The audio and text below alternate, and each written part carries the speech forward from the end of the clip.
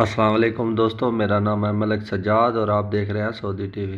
دوستو، آج کی ویڈیو میں آپ دوستوں کے لیے کافی بڑی خوشخبری ہے میرے پاکستانی بھائی کے لیے جو پاکستان کے اندر موجود ہیں اور کافی زیادہ پریشان تھے کہ ان کے لیے ان کے ویزے اور اقامے ایکسپائر ہونے والے ہیں، تو ان کے لیے کافی بڑی خوشخبری آ چکی ہے۔ سعودی عرب فلائٹ کے متعلق کھولنے کا اعلان کر دیا گیا ہے، لیکن یہ فلائٹ چند روز کے لیے کھلیں گی۔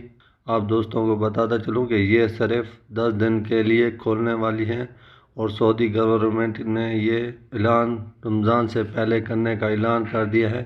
رمضان المبارک کا تحفہ دینے کا اہم اعلان کر دیا ہے۔ مکمل ڈیٹیل اور پروف اس ویڈیو میں دیتا ہوں۔ ویڈیو شروع سے لے کر اینڈ تک لازمی دیکھنا تاکہ آپ دوستوں کو پوری انفارمیشن سمجھ میں آ سکے، اور اس چینل کو ضرور سبسکرائب کر دیں تاکہ تمام نئی آنے والی ویڈیو کی نوٹیفیکیشن آپ تک بر وقت پہنچتی رہے۔